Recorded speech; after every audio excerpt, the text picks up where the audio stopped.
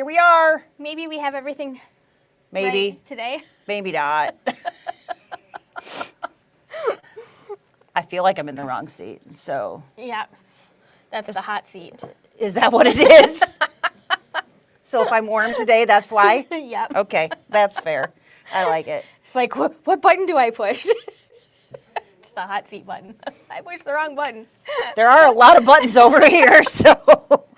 You are not wrong. But that's okay. So we have lots of goodies in front of us today. Yes. We really do. We need to change this, though. Yep.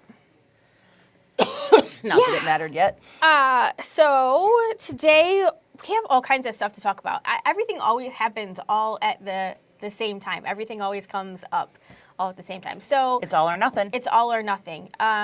So we've had people start signing up for our retreat. So you can officially sign up for the Lebu retreat. You can. And And sorry, but you won't be number one because That's that's already been taken. 1 and 2 are taken. And 3. And 3. And so yes, we're excited.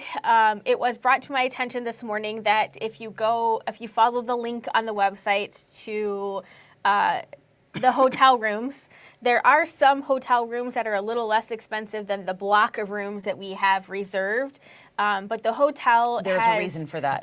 Gone through like a major renovation, and the block of rooms that we have are in the tower, and those are the renovated rooms, so they are updated, nice and new and clean, and there are still a few of the non-updated rooms that you can get for a little less per night. expensive. So yes.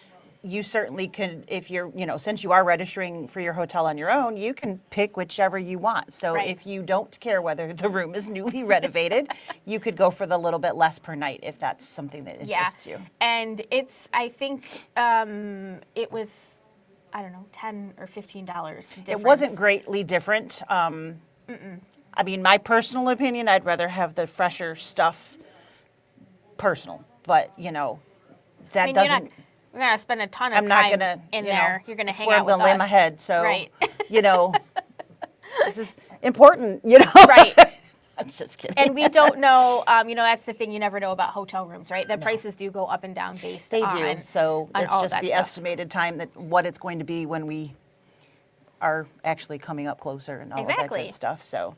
But yeah, so if you come across that, yes, we know that, but the reason that it's the number that it is because of the type of room and where we have it in the hotel. Yes, yeah. If you're comparing apples to apples, the room block that we have is the tower, and it's either the king or the queen room, so single or double occupancy room. I mean, as many of you can want to sleep in a king bed, you can. That does no difference there, but that's how they. I mean, that's what determine pajama night. Pajama nights. Yes, but that is what we have for that. So that is officially up, and you can start signing up. There is no place on our website that you can do your Synchrony card, so if you want to spread out the payments a little bit, but just give us a call, and we are happy to do that for you. You betcha. Synchrony doesn't have a use your Synchrony card online. It'd be Yeah, really there's great. no way to just actually swipe Yeah. a Synchrony card. We have to go to the site and do that manually. Yes.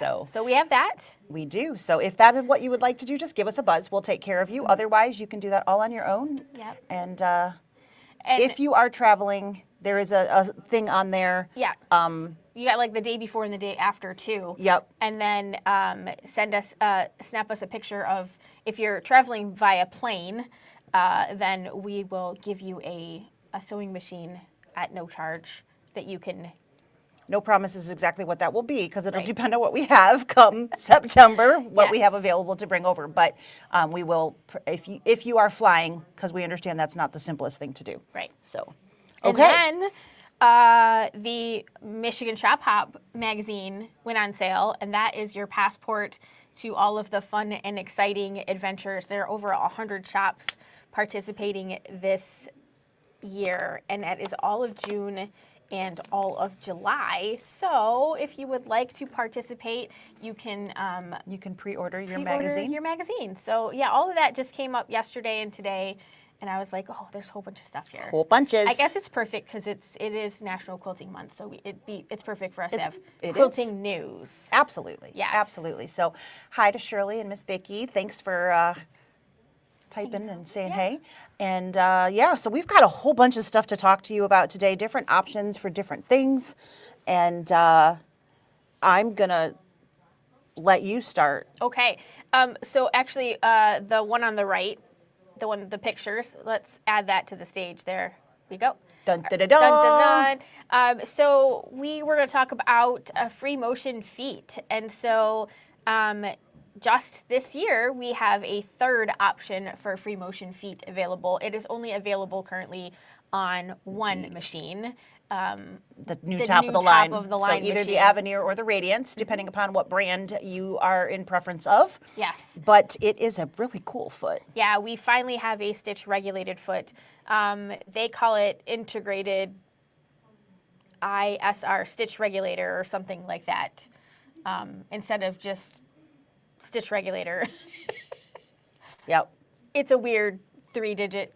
It's an ISR foot. Yeah, ISR. It doesn't flow. Hello, off. pumpkin. Right. Sorry. We'll get rid of that. There's a Hello Pumpkin machine embroidery event going Hello, on right pumpkin. now. Sorry.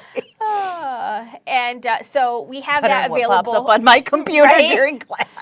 And then we have basically a gliding style and a hopping style. And so I'll show you the differences today. But basically, if it's a gliding style, then that means it doesn't have a spring on it. And it's only for machines that have an electronic lift. So a button that will raise and lower your presser foot, because if you have that on your machine, then there is an electronic setting that you can set the height how high that of needs that to be. foot. Hi, Mom. And then we have the traditional hopping foot, which like every brand of machine can use.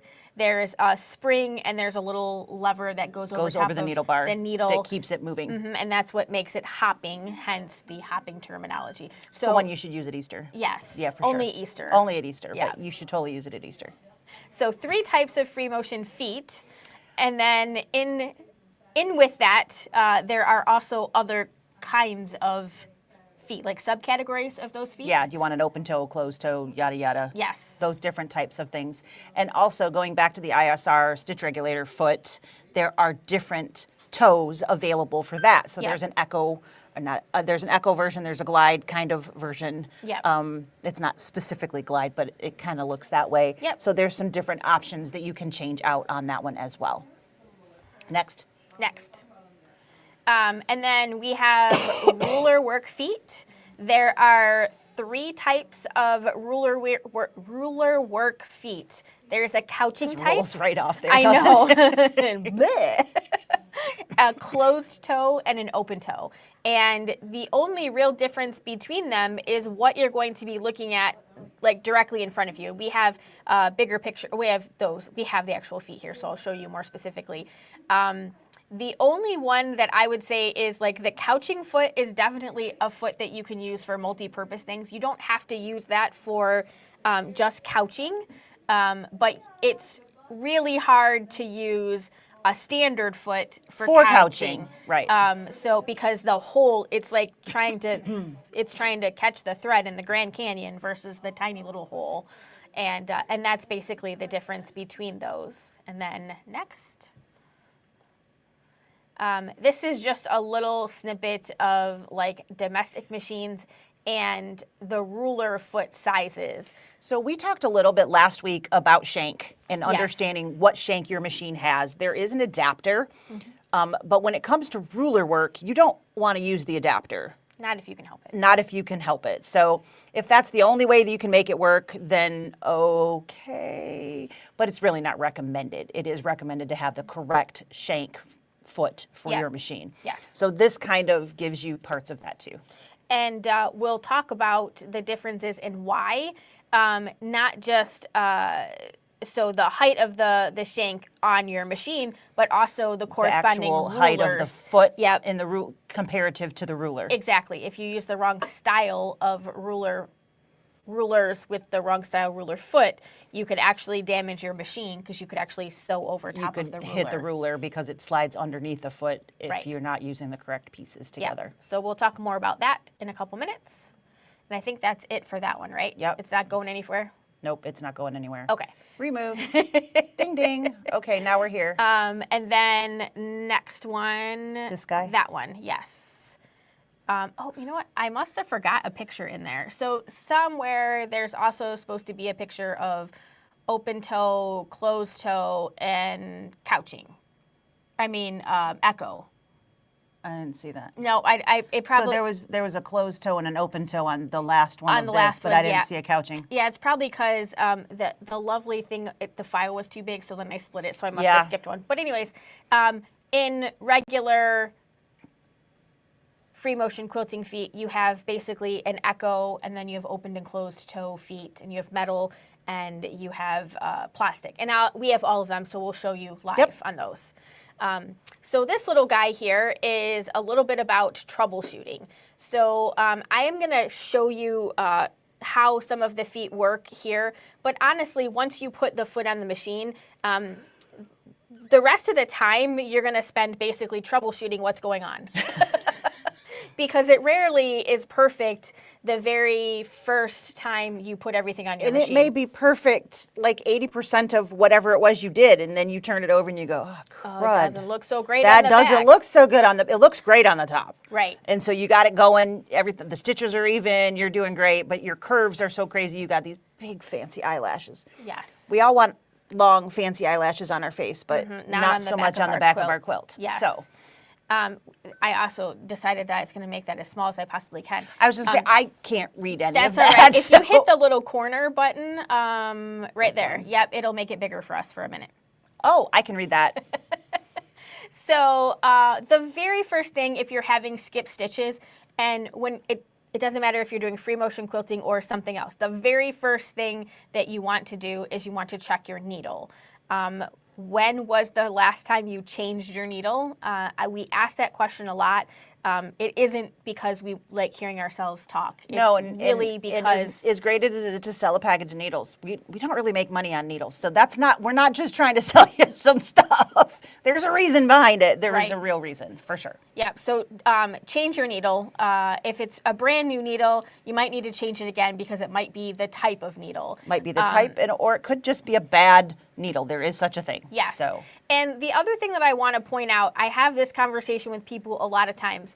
If you're trying to troubleshoot what's going on with your machine, you can't make 19 changes and then try stitching. And then when it doesn't work, you're like, I can't do it. You have to make changes. Make one and then test and see, did that work? It didn't. Okay, Exactly. no, now we can move on to option number 2. Yes. And move down the line. Incremental changes. Yes. And then there's also the, like, if it's your tension, you could make a huge change. Right. So that you can understand what the difference is, and then you can tweak that better because you can understand which side, what does what. When I crank it all the way over here, this is what happens, and when I crank it all the way over here, this is what happens. Yes. So now I know how I need to adjust it. Yes. So these are just the common issues that cause skip stitches. Sometimes it can be a combination of these, and sometimes it's just one of these, and you don't necessarily know. So assuming that you are starting with a clean area in your machine, so you've cleaned the bobbin case area, you would be surprised at how much of a difference this can make. We see people come in all the time that haven't cleaned out the bobbin case area. It actually starts to lift your bobbin. It does. And that is going and to then it affect can't spin properly. everything. Yes. So assuming that it's clean and that you have your foot and your plate on correctly. So those are way down at the bottom because I assume that you do that first, like before you start doing all of this stuff. Yep. And then check your needle. And if I don't know the type of needle that I have in, I'm oftentimes going to grab either a top stitch or a quilting style needle. Yep. That's the first try that I'm going to start my free motion Yay, that fixed it? Nope, it didn't fix it. What's journey next? With. And I'm going to pick the thickness of my needle based on my thread. The thread and what you're stitching through. That's right. I'm already stitching through 3 layers, usually. So my first go-to is going to be probably like a size 90 needle. I'm going to start doing my free motion journey with 90. And then I can go up or down based on how that's working. super thin fabric or super thin So thread. should I just go really big just so that I'm good? No, because that also, you get, it, now it's sloppy. Right. So Yep. it's kind of like in embroidery when we say you have reverse puckers, right? So it Right. becomes. If the hole's too large, it becomes the thread isn't going to sit tightly in each stitch because there's Exactly. too much room for it to move around. Right. So there's a fine line. Though I promise it's not always like, you don't always have 12 issues. Once you've done free motion quilting a little bit, you will sort of figure out. Get a better starting point. Yeah, you'll have a place where you start that seems to work for you, and then you will Tweak a little from You'll there. have a different baseline for free motion quilting than you do maybe for regular sewing, and then your thread can make a big difference. So if I have the needle and there's no reason why this needle shouldn't be working, sometimes I will try a different type of thread. So maybe a different color of the same brand of thread to see if I'm still experiencing the same issues. If those issues go away, then it's definitely my thread. Now I have to decide, is it worth exploring other other issues Other to things try to resolve? make the color that I originally wanted to work with work. Right. Or Or try a different thread. And there are reasons behind some of it. So if we have cotton thread and we have cotton batting and we have cotton fabric, there's going to be a little bit more friction that happens with cotton thread, which can cause some skip stitches because there's a little extra pull on that. If you use a polyester-based thread, polyester-based threads don't tend to have any friction on them. They're slicker. Right. So you don't typically have as many skip stitches caused by thread with a polyester thread as you do a cotton thread. I would say probably 70% cotton, 25% poly when I'm doing it. It depends on the color and whether or not I can the find color, but like you were saying, the batting too, there's all different kinds of batting. So Right. if you have a poly batting or Yes. something else in there, that's going to also alter how all of that's going to flow. Yes, it is. But I will be honest with you, you will have more trouble with cotton thread than you will polyester. 9 times out of 10. Because of how it moves. Because because of how it moves through the fabric. Yep. Doesn't mean you will always have trouble, but if you were using the same 2 threads in 2 different substrates, cotton and poly, Right. you would probably have less issues with your poly thread than you would with your cotton thread. But that said, there are many things you can adjust to make things work, but you also have to be willing to That's right.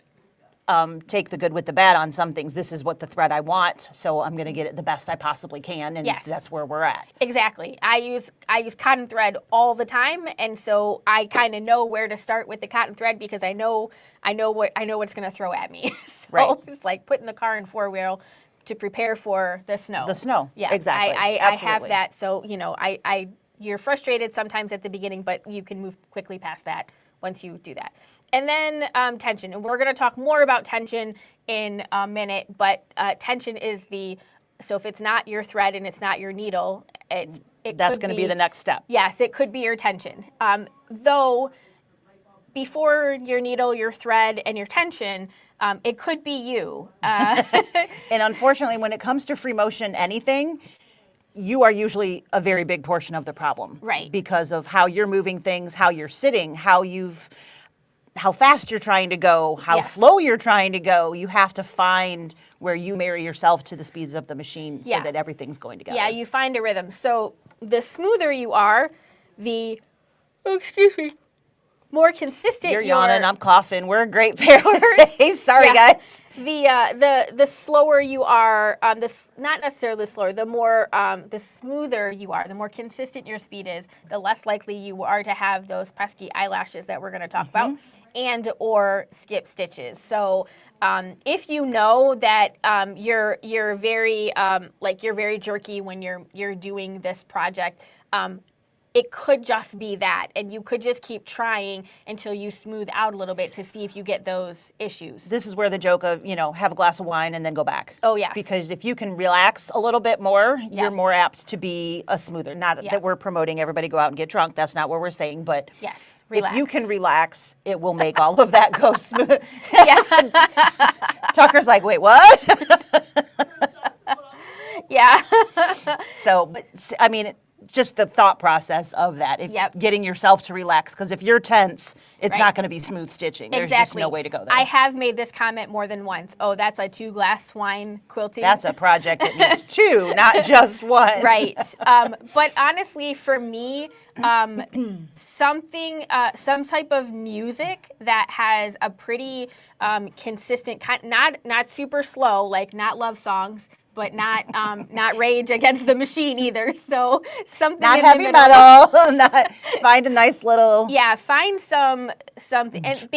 Exactly, the right beat will help you. For sure, because it's the rhythm of what's going on. Your body will start to do that. So that's some of the things that you can do to work on your skip stitches. Skipped stitches. Right. Yes, so many words that are fun. So we kind of already talked about the speed and the movement, and that it could definitely be you. Yep. So that's kind of where that is all coming from. So if you are a wine drinker, that's not a bad time to maybe have a glass. Right. Maybe not a whole bottle, though. Not a whole bottle, because then in the morning you don't want to sew your fingers in. Right, in the and morning. You don't want to wake up and go, what did I do? You might care more in the morning. Maybe a little bit. Just a little bit. Just a little bit. All in moderation, right? All in moderation, okay. Yes. So we talked a little bit about the cleaning and whatnot ahead of time. If you forget and you're having issues, then that is absolutely something you should stop and check out, for sure. That's like right on the bar. Yeah. Yeah, we covered that one. You can move on. Moving on. Did we say that? I can't even see it. That's too funny. Okay. All right. And they're going to think I drank wine at this point. Right. You can't tell, but the top line of this says this is like puckering. So when you're finished and everything kind of ripples in on itself, these are just a few things that you can do that will help alleviate that. You can reduce the presser foot pressure on your machine.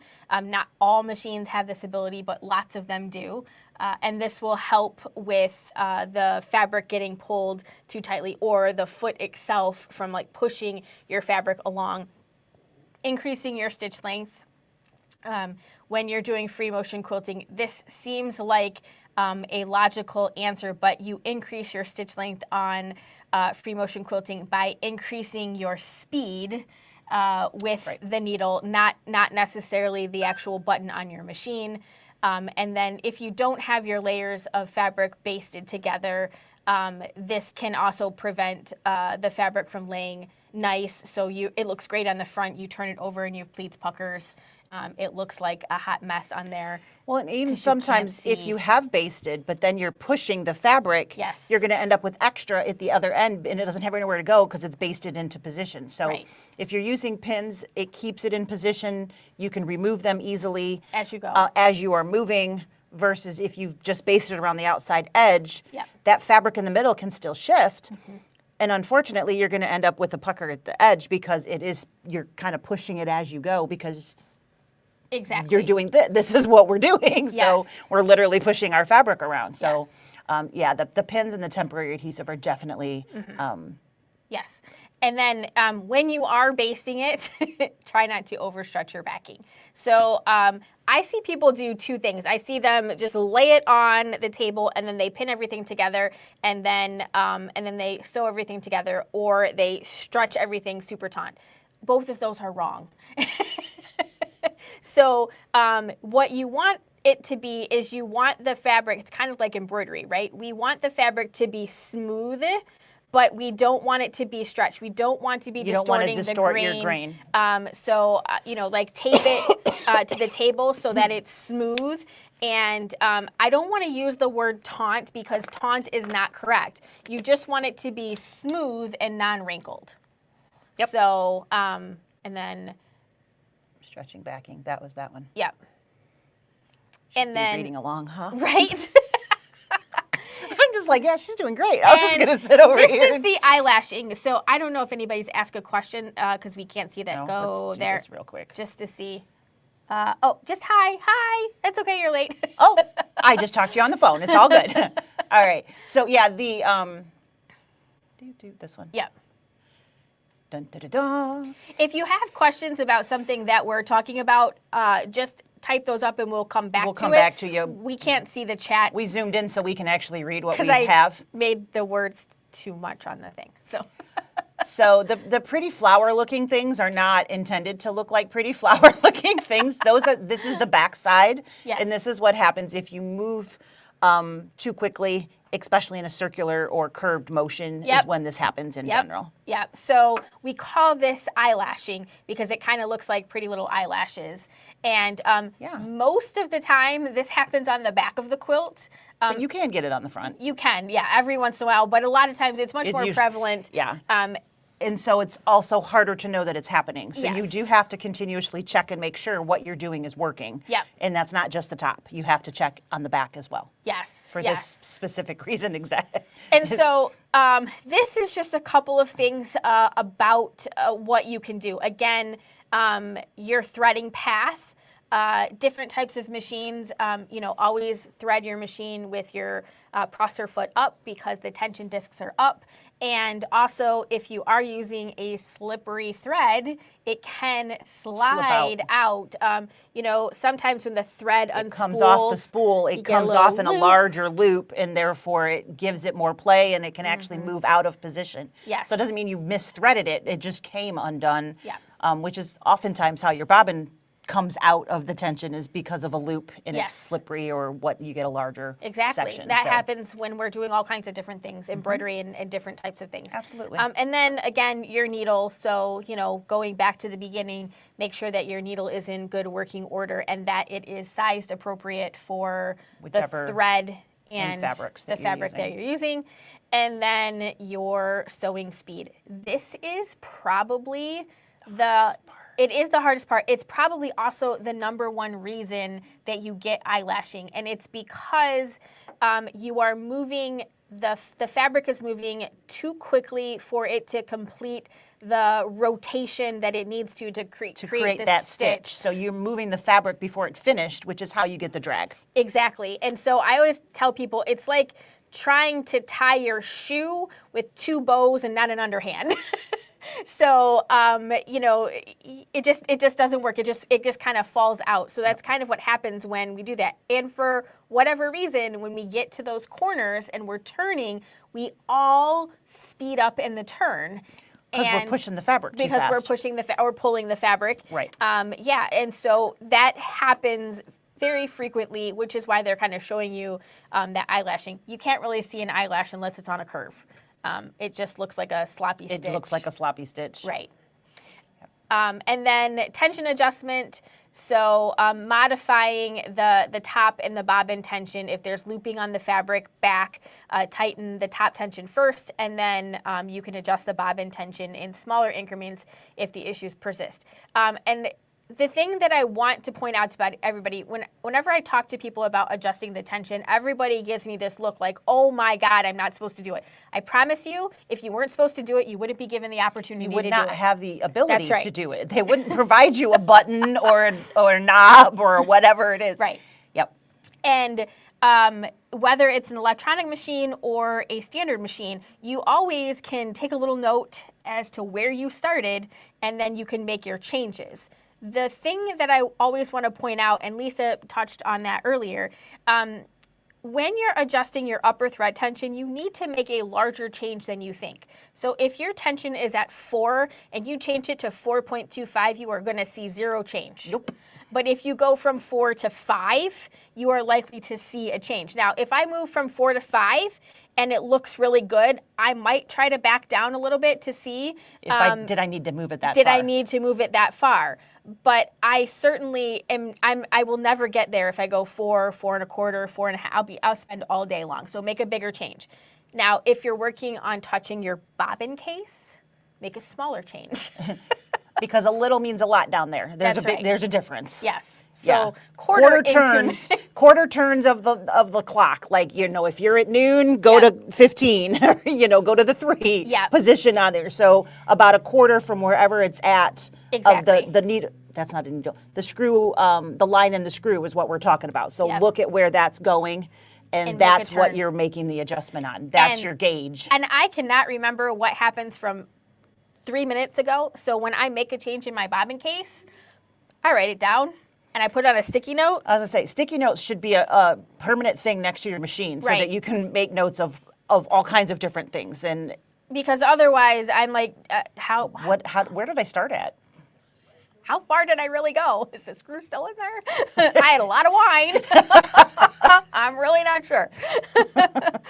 Lisa and I don't even drink, so nope. Can you imagine? Wouldn't take us much at all, and we'd be like, I have no idea what happened. People are like, they're luscious. I'm like, yeah, we don't even drink. We don't drink. We just talk about it. It's because the party store is right there. Okay. Okay.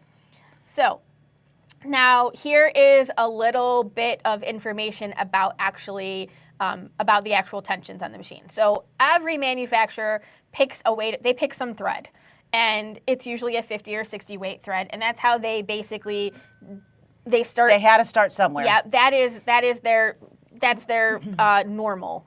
And they assume that you are using the same thread on the top and the bottom. So it's the same. So we're talking like the weight. Defaulted where you're starting at. Right. If you don't make any change where you're at. Right. So your bobbin, weight, and the machine presettings and all of those things, they have to start somewhere. And so the manufacturer will have a baseline, and they will use a particular type of thread, whatever that thread may be for them. And that's how that's where everything starts from. Yep. And then when we get our sewing machines, this is what people say to me all the time. Well, this is a very expensive machine. I should be able to use all kinds of different weights of thread. You absolutely can. But they're not all going to be working at the same setting. But we have to make changes on it because we have to. I can't bake for anything, but my oven should definitely bake everything when I just put it on 350. 350 should work for everything. It should work for everything. It should all be the same size, and it should all come out the same. 8 minutes. For 8 minutes. 8 minutes, it should be perfect. 8 minutes at 350. It'll work. It's going to be perfect. Perfect. Because I'm a terrible baker, right? Except for brownies. That's 22 minutes. That's 22 minutes. So, I get it. It's frustrating to try different types of things.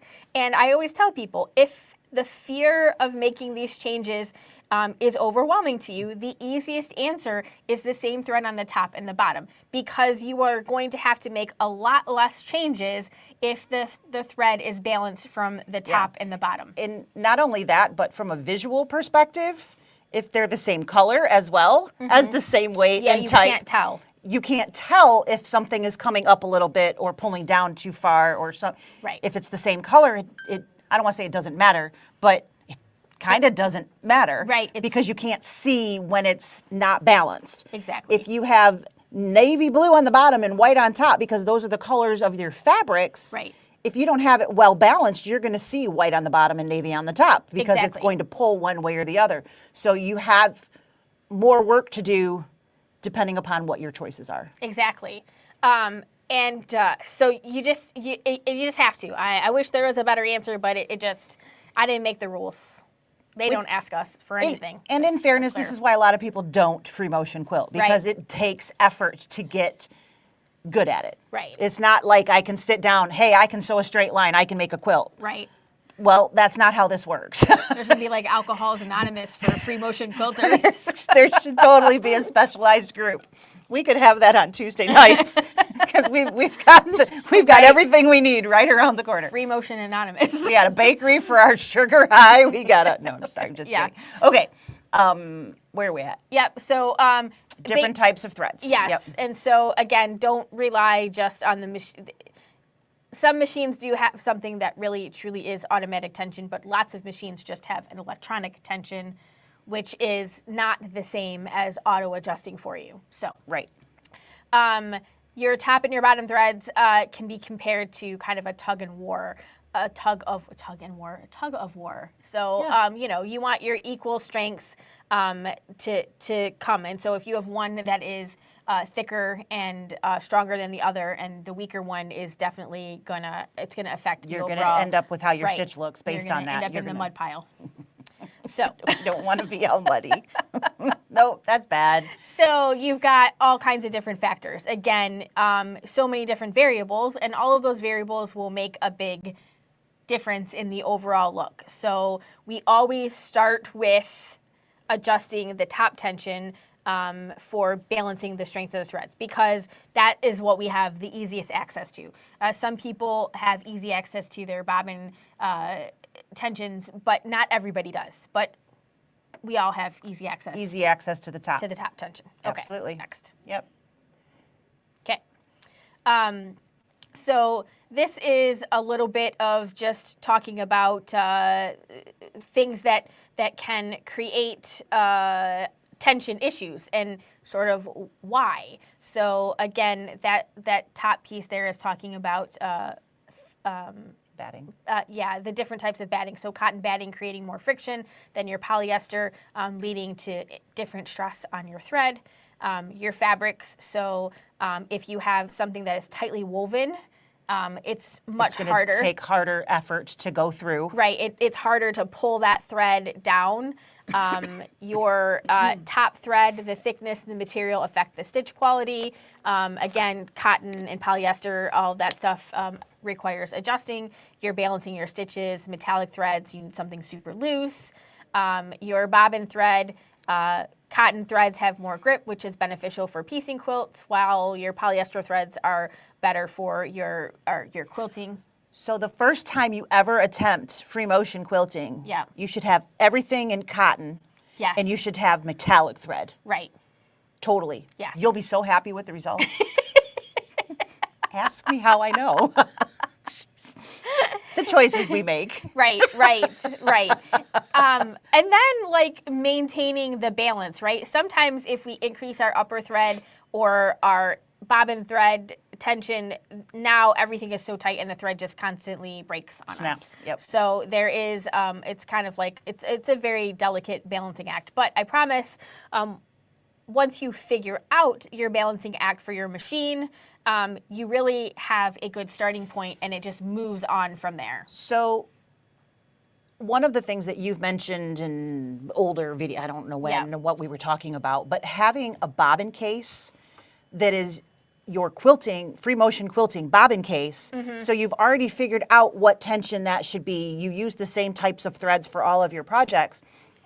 For $30-ish, you can not have to keep doing that over and over again, because if you change it back, now you have, okay, where'd I go and what I do? Where if you have it set and you set it aside in a little baggie that says, this is my free motion quilting bobbin case, and maybe a note of this is what my top tension was. Yep. Maybe next time your starting point is going to be much smoother. Yes. Yeah, that's fine. So I have a lot of bobbin cases at home. Which is why I'm bringing it up. Yeah. Because you've mentioned that in the past. I have. Sometimes it's just not worth the hassle. You know, you have to balance your time with your dollars. And if you like to quilt with, like I like to use like the King Tut variegated threads, and a lot of times they're in like 30 weight, which is a little thicker than what we normally stitch with. And it's a little more problematic to get the tensions right, even though I'm usually using the same type in the top and the bottom. I'm usually using two completely different colors. And so getting gotta have a balance. Getting that balance is harder. So I have brought my thread to Tony and said, please. And he's weighted that bobbin case for me. And again, you know, I know that I can make minor adjustments. And because I use cotton thread a lot, to clean that bobbin case a lot, because you do get fuzzies in the tension cotton area. is going to give more fuzz off than you'll have from poly. So Yeah. you'll need to clean it more often if you're using cotton threads. Exactly. You'll have more mess inside. Yes. For sure. Yes. And then I think the next one is, the little pictures. Tug of war. This is where you got that from. Yeah. So I stole these little graphics here from Superior Threads. They have a lot of really good thread education on their website. And I thought this was a really good description of sort of what happens when you're making the stitch. And so the one in the top is basically your balance stitch. That's where everything kind of connects together. And when you have more than 2 layers of fabric, so if we have the top and the bottom and we have the batting, the stitches have enough room to sort of marry themselves or bury themselves in the middle. When we have a single layer or we only have 2 layers of fabric, you There's are nowhere for it to go, There's per no se. place for it to go. There's no middle for it to go in. So you are going to see. There's no hide and seek. There's no hide and As long seek. as we're playing games. You are going to see one of those threads on the top or the bottom. There's nothing you can get, no way of getting around it, because there's no place for it to basically, like she said, hide. Which is why it's nice to have them the same color, so that Yes. if you see one going the other way, it doesn't matter because it's the right color. So Yes. So if you are practicing stitching and you are practicing stitching on a single layer of fabric and you come into me and you like, my stitch looks like trash, you are right. There's no place for it to go. there's nowhere for it to go.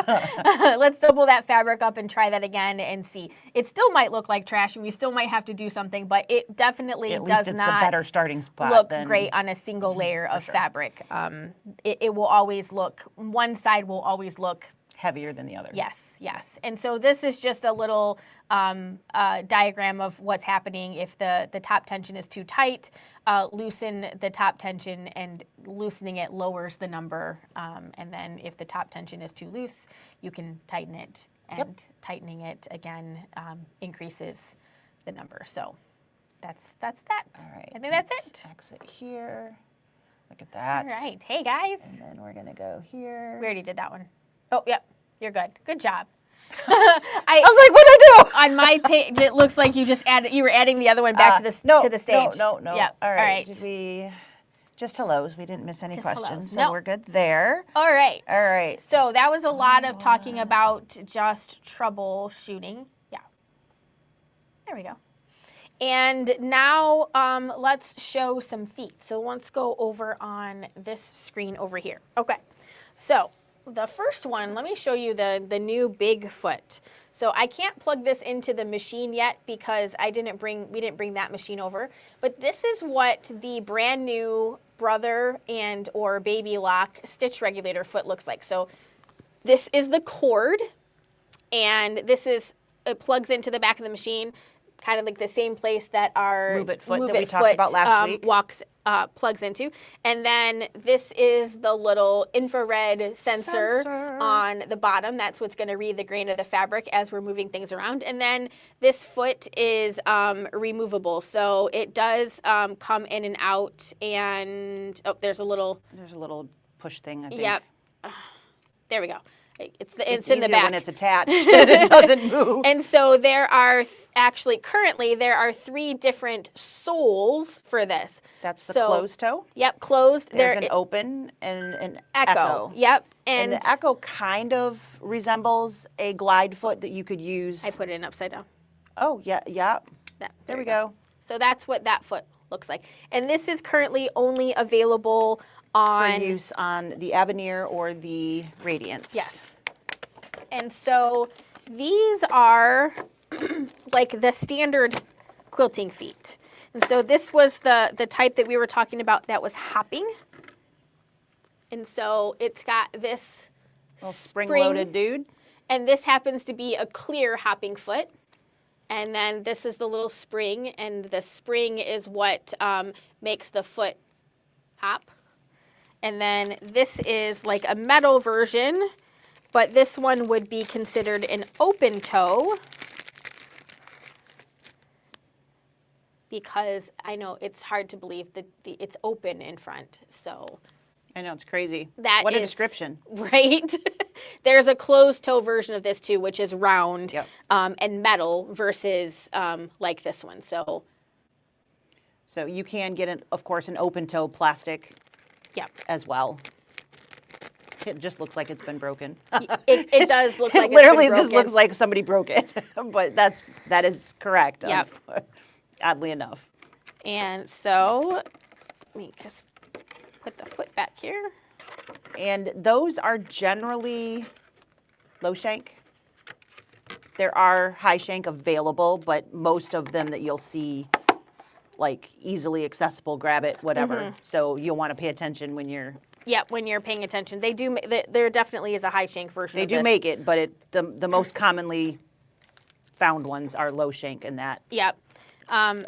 Type. And this is a tiny foot. This one does come in high shank or low shank, but this foot is a gliding foot, and it glides because there's no hopping mechanism on here. So we electronically set the presser foot height on our fabric so that when we're moving our fabric, it's just barely just hovering over what you've got. Exactly.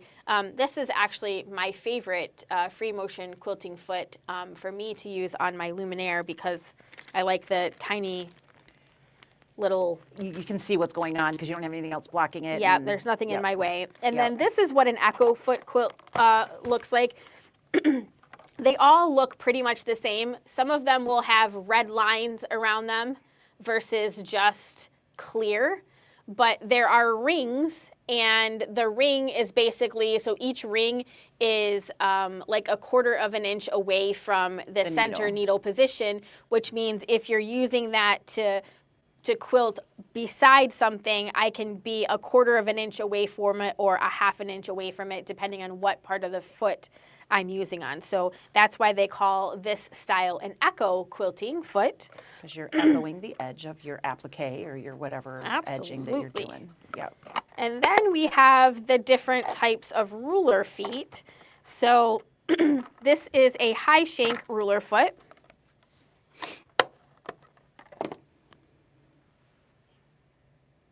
And this one is the high shank open toe. And so it's a very small opening in the top here that makes it an open toe foot. And then this is the same foot, but it is in low shank. And again, just like we talked about last week, that matters because you need it to be at the right height. So do pay attention when you're purchasing one of these that you're getting the one appropriate for your machine. Yep, and it's hard to see from this picture here, but there is a thickness difference. So In the circle part. in the circle part, maybe if I do it this way. There you go.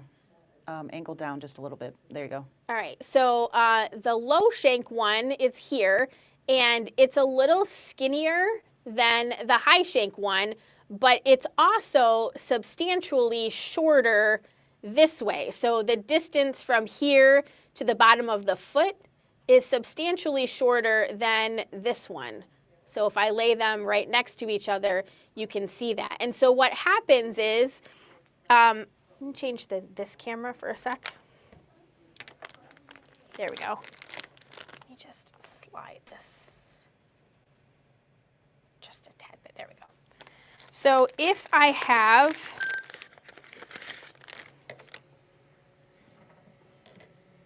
so this is a high shank ruler, and if I have this foot on my machine, right, it's going to be harder. I can't get behind it because it hits it. On this one,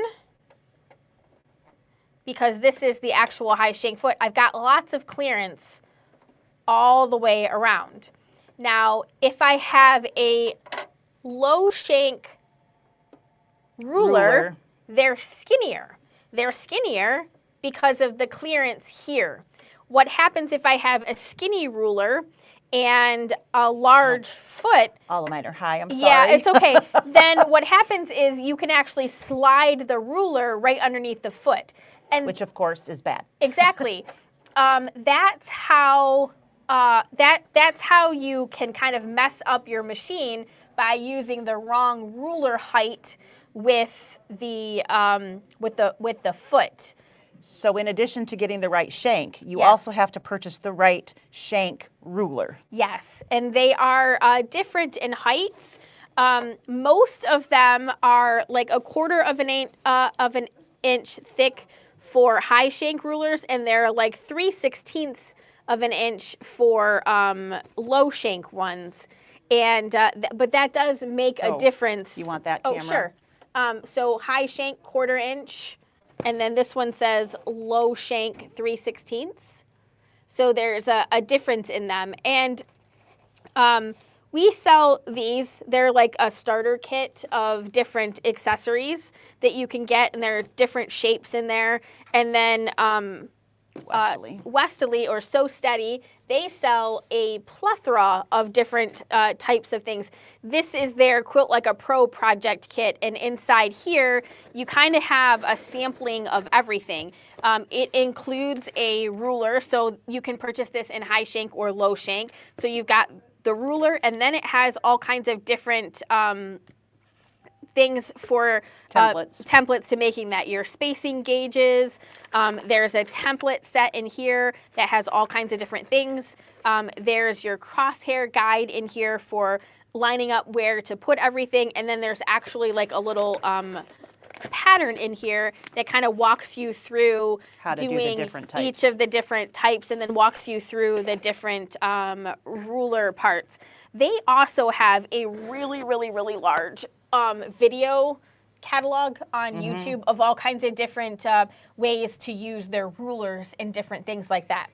This is a lot of fun to do.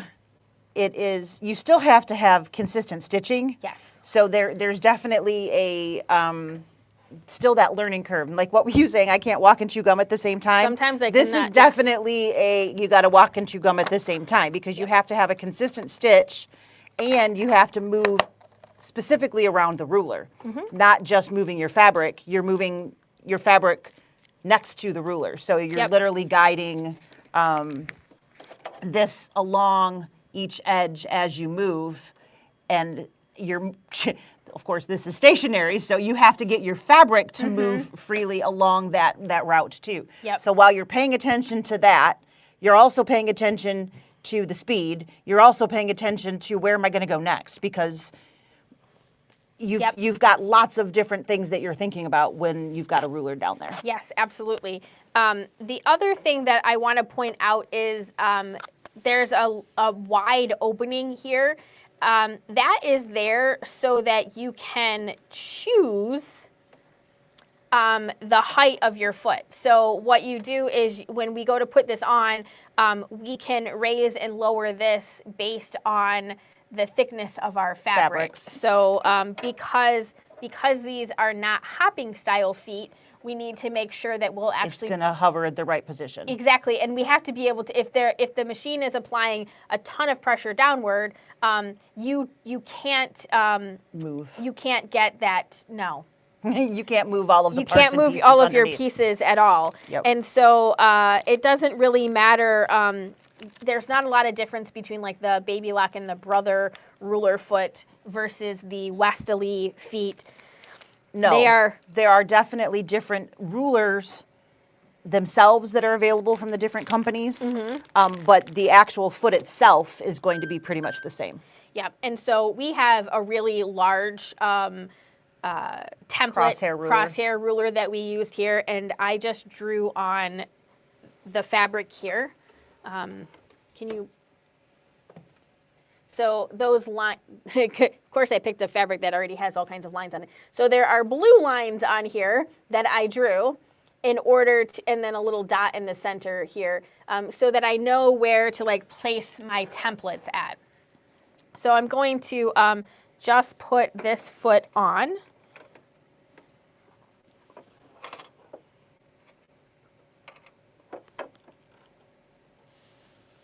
Find the hole. It's always the problem, yes. Okay.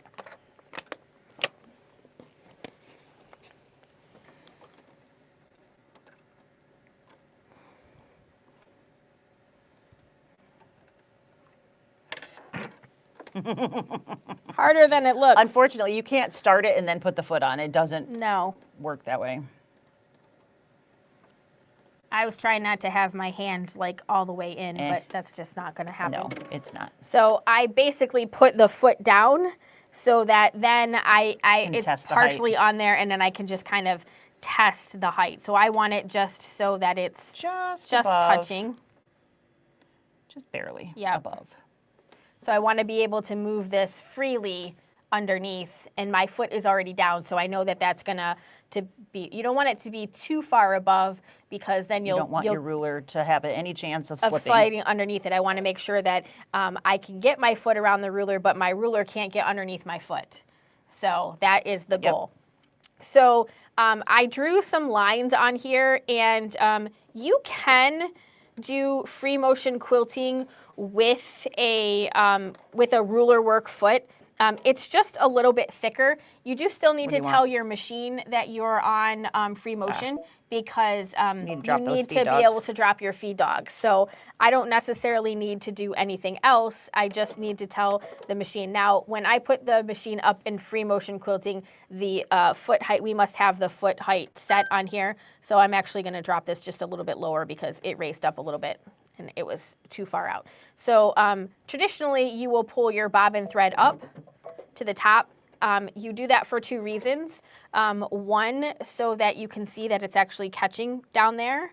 And two, because you don't want it icky. You don't want it to be icky, but you also want to, if you do want the ability to bury your threads, your threads need to be on the same plane to do that. So, and it's a lot easier to do that on the top than it is the bottom. And if you have a long tail on the bottom, it's going to give you that little gnarly, you're going to have a mess icky down thing. there. So I don't have a ruler on here yet. I'm just making some stitches. And so what I want to do is I want to be able to move. Now, it's not working. I have the foot is down too low. So I'm going to raise it up again. This is a little bit of that whole practicing where you go. So I want to be able to move. There we go. So finding the ability to move it. Now my stitches look like garbage because it's going too fast and I'm going too slow. But I know that the height of the foot. Walking and chewing gum at the same time. Chewing gum, yeah. So, but the machine is actually stitching, and that's the first. That's the first step. And so if you are going to use one of your rulers here, there is a right side and a wrong side of the ruler. They have words, which makes it nice. You need to be able to read them. Exactly, it does. And so this is kind of just a simple scallop. And if I wanted to do a scallop, now you can go forward or backwards. It doesn't really matter. I'm going to come towards me because that makes more sense for me. But I'm basically starting in the corner here, and I'm going to start the machine, and then I'm going to just move this around. Now I have adjusted the speed of the machine.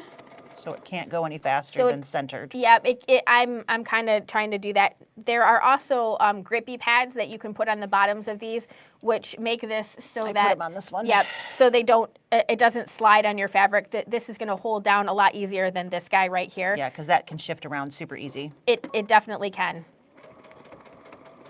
And most rulers come with the grippy already.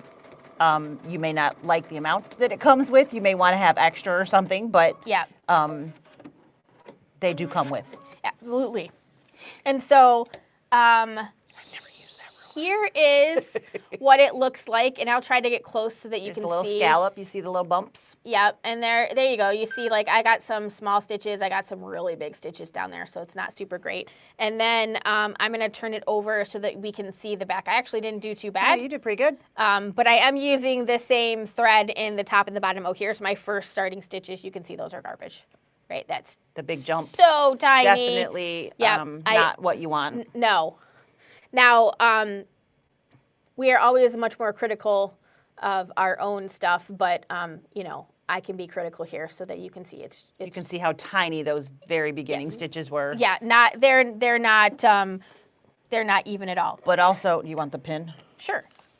So they also make different types of shapes. So I've never used this particular shape.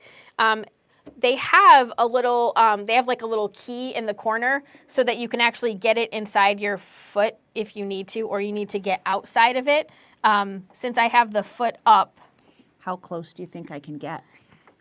Probably not very. I suck at this. So we marked the center of the fabric here. That's pretty close. And you get this little, almost like a thumbtack. It's a thumbtack. And it's smooth, flat on the bottom. It goes in from behind and it pops out. And this is how, and then there's a marking on your ruler. And then you set your ruler over the pin. And that helps to hold your design. And then I'm in between two marks here. So now what we would do is we would pull our bobbin thread up to the top and put your foot down. Now I'm in the wrong spot, so there we go. You're gonna nest yourself in the corner. I'll pull my bobbin thread up like I'm supposed to. Yeah? Yeah, it's good enough. And then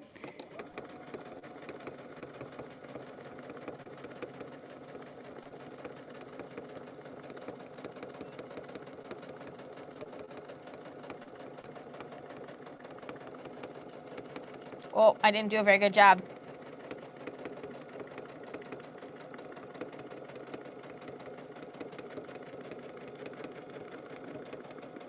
I'm stuck. I think I'm stuck on the pin. Yeah, I think it fell off the back. Oh, all right. So I'll just stop that.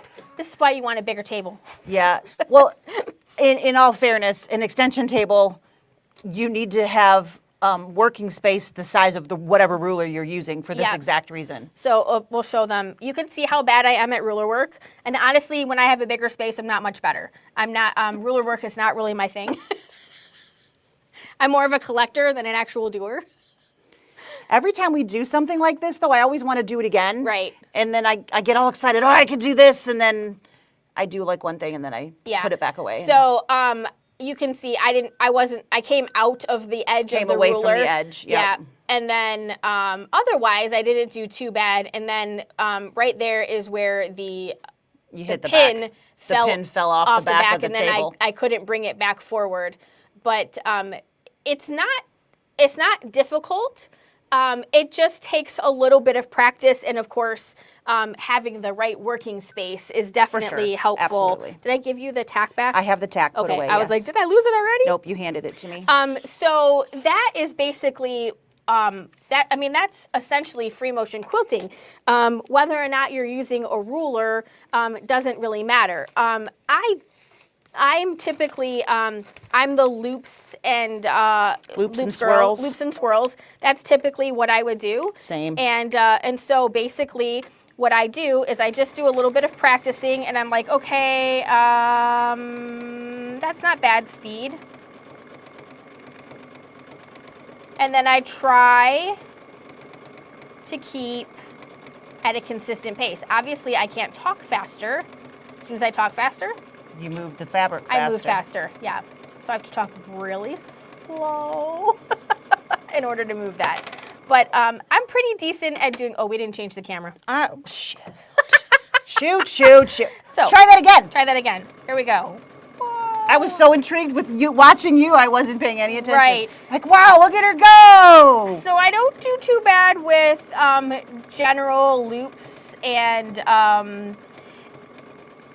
that's really my only thing that I can do really well is loops and a little bit of stipple. Yeah, I don't stipple well at all. I have to be able to cross my own line to get me in and out of corners and things. Yeah. Where stippling, you're not supposed to actually cross the line. It's just doodling without crossing the line. I suck at that. Yeah. The people that I know that freehand draw really well usually do really well with free motion quilting. Those of like me who cannot draw, I don't do this very well. I have zero ability to do it. I'm not even really good at following like if I draw it, I still am not going to be able to follow it. I'm all over the place. Like that was my first try at free motion quilting. Is I drew it all out on tissue and put it. Oh, not too bad. I pinned the tissue to my quilt, and then I promptly put metallic thread in my machine.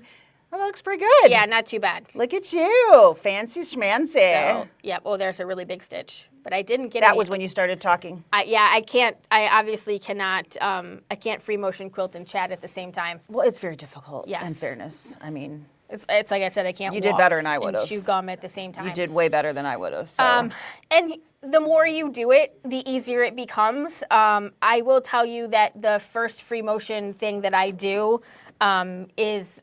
It looks way better at the end. The other thing that I will always tell people is pay attention to the size that you're doing, because if you start really small, you have to finish really small or it doesn't look right. No, you will definitely notice it. And same thing, if you start really big and then you get substantially smaller, it is much more noticeable that is happening. You know, how big are your loops? How big are your swirls? How tight are they together? Yeah. And when we start, sometimes we start small and then we're like, okay, I got it. And then we start going bigger and then you're like, no, that's not the... Yeah. So you do need to, there's more consistency needed than just your stitch length. Exactly.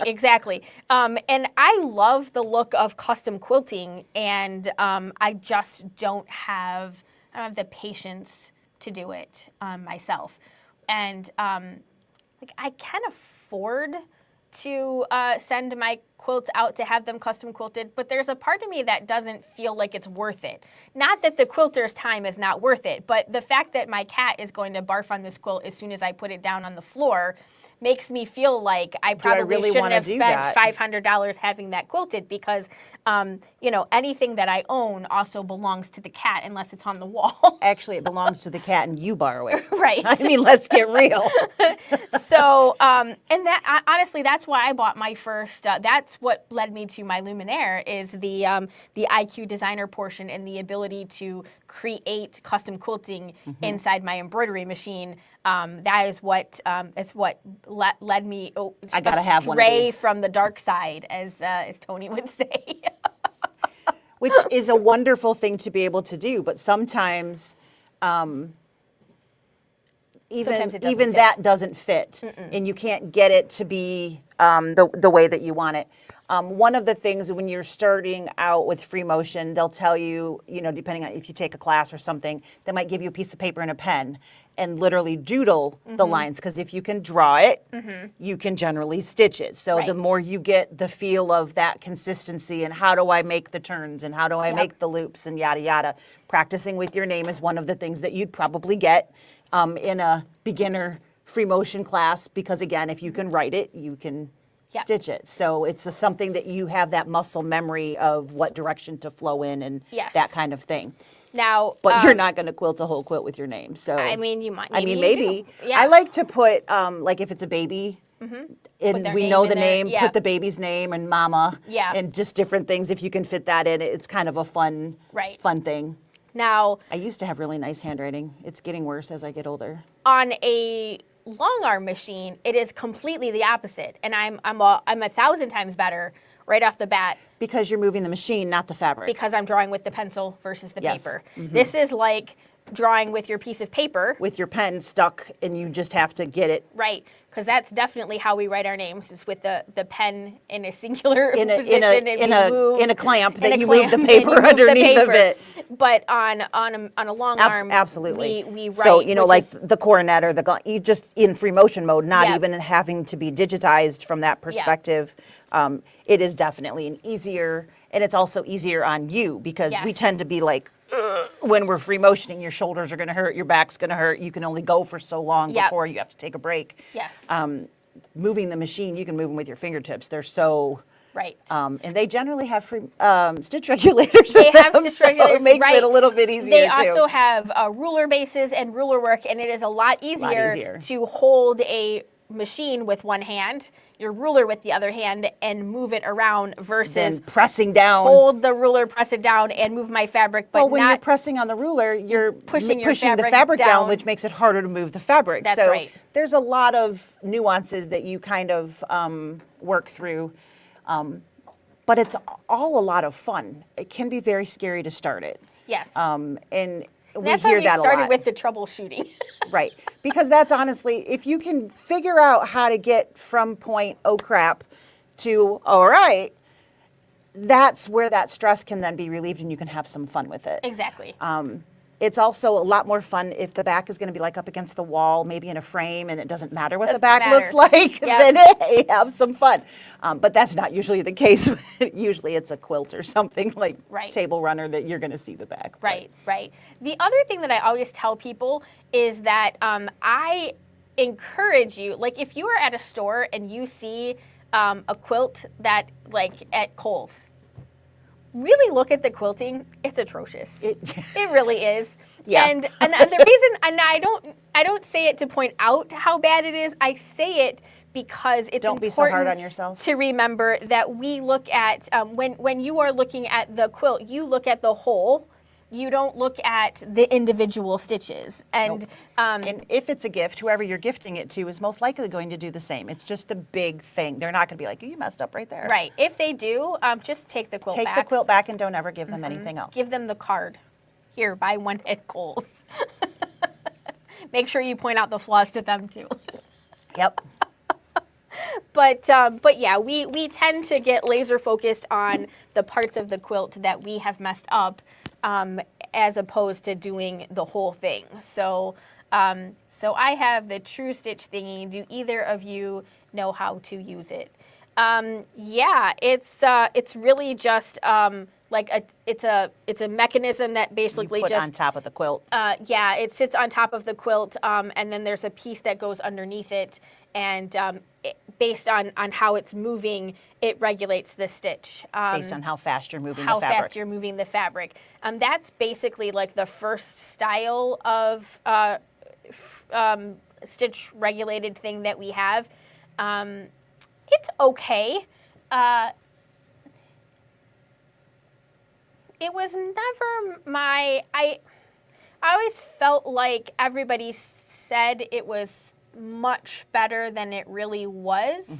But I have also used several different regular Stitch regulator feet that also have limitations. Multitude of issues with this, that, or the other. Right, mostly speed. You know, when we had this conversation, when you first started working here, we talked about stitch regulators, and you were like, yeah, I don't like most of them. Yeah. You know? You're like, yeah, it's not. And I was like, well, why? Aren't they fantastic? You know. Yeah. And a lot of times I think, it goes back to speed. You know, most of the time, you either stitch too slow for it or too fast for it.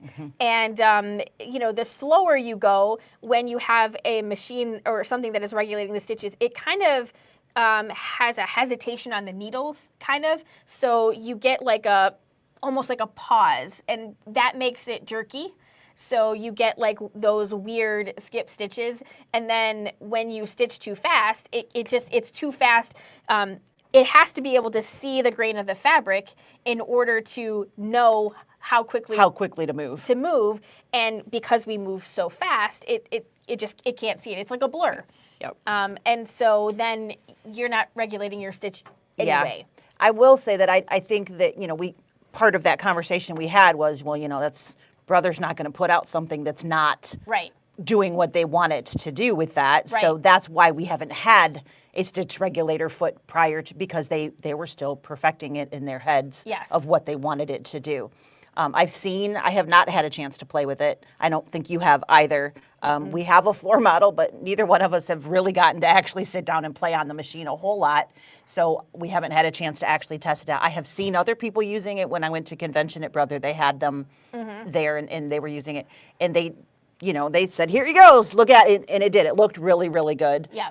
You know, the projector and the sensor together are a really nice combo that's in the machine.